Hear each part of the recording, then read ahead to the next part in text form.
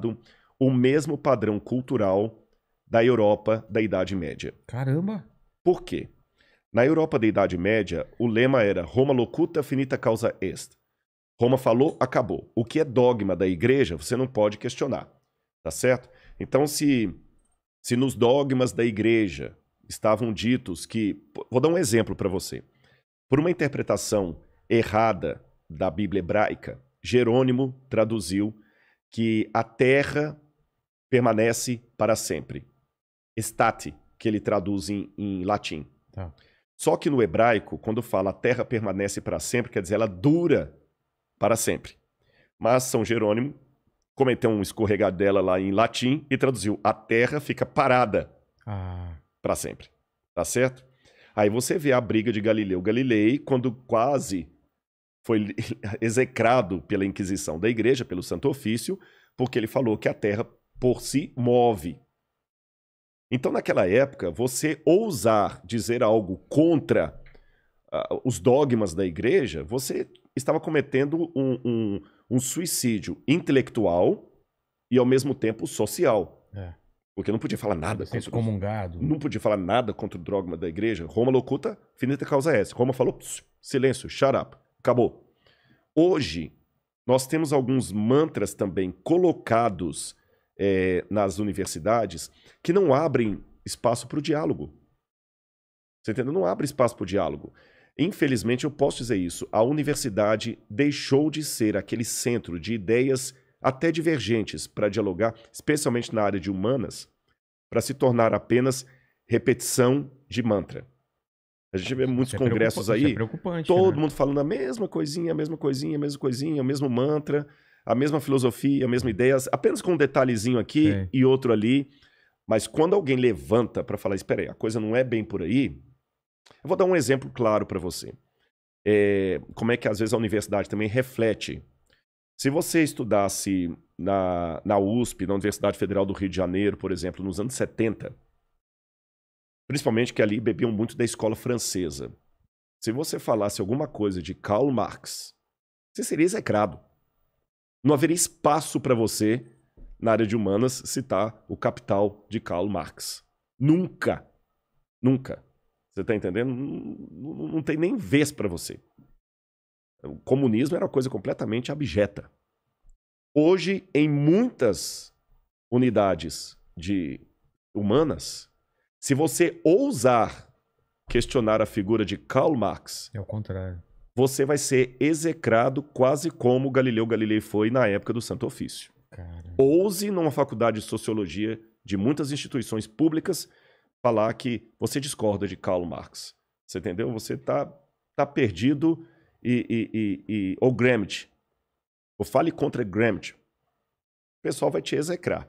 Então, você vê que a universidade, o Anísio Teixeira já dizia que a universidade deveria ser o lugar onde as ideias contrárias deveriam encontrar e viver em harmonia. Foi por isso que ela surgiu. E Anísio Teixeira, na sua empolgação, falava que nada poderia substituir... A palavra universidade já é uma coisa... Universidade. Aliás, a universidade surgiu até por isso, porque, na verdade, existem duas versões aqui da origem da universidade. Alguns pensam que a universidade começou com a Igreja Católica, quando ela funda as universitas, principalmente a Universitas de Bolonha, de Paris, de Roma. Mas naquela época, a Universitas era um lugar onde, ainda no predomínio da Idade Média, você só podia estudar se tivesse a bênção da igreja, tá certo? Então até os professores, para dar aula ali, ele tinha que ser alguém fiel aos dogmas da igreja. Existe um filme antigo... Vilela, eu não sei se você conhece, se o pessoal de casa vai lembrar, porque ele já deve ter uns 20 anos ou mais, Em Nome de Deus. Sim, sim. Que é uma história verdadeira, contando a história de Abelardo e Louise. Eu visitei em Père Lachaise, lá na França, em Paris, no cemitério de Père Lachaise, o túmulo deles, que é uma história real, embora ela aconteceu na Itália, mas a história é real e terminou na França. Ele era professor de filosofia. Ele não era padre, não era sacerdote, mas mesmo sendo professor de filosofia, ele tinha que fazer votos de castidade com a igreja. E quando ele vai se tornar tutor da Louise, ele se apaixona por ela pede para casar com ela. O tio dele, em ligação com o bispo da cidade, manda castrá-lo, Caramba! pra ele não ficar com a menina. Aí ele se torna padre, castrado, e ela se torna freira. E eles constroem monastérios de clausura, um perto do outro. E ficavam trocando cartas de amor a vida toda, Nossa, até que morrer. desespero. Você nunca mais se vê. É bonito, é triste, Triste, mas é bonita. bonito, né? E você lê as cartas deles ali, ele pra ela pra ele, né? Falando assim, que sentimento é esse? Bom, mas essa história ilustra o que eu quero dizer. Naquela época, ele era professor, mas ele não podia se dar ao luxo de casar só porque ele era um professor formado por uma universitas.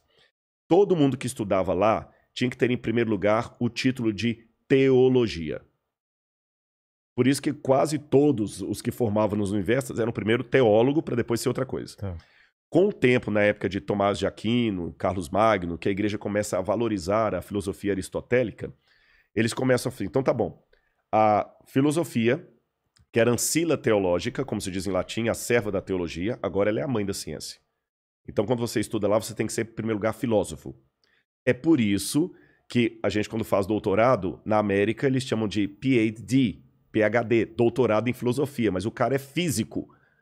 Mas ele é um PhD, doutor em filosofia. Ele é médico, né? Ele é pastor, mas ele fez um PhD, doutorado em filosofia. Nunca estudou filosofia. Filosofia virou nome genérico. Entendi.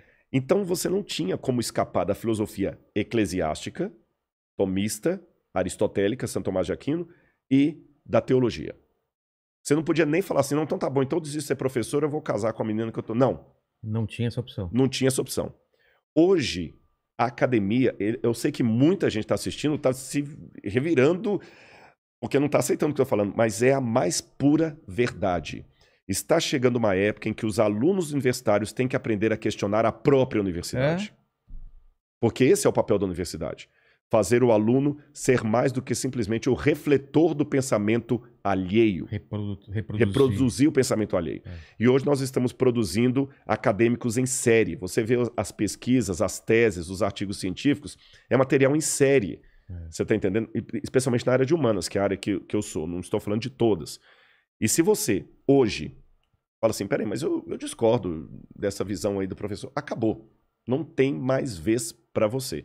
Se você não compra as pautas sociais com o discurso que é dito hoje dentro, você está execrado pelos professores, pelo diretório estudantil, você está entendendo? E quem vai fazer mestrado e doutorado sofre muito.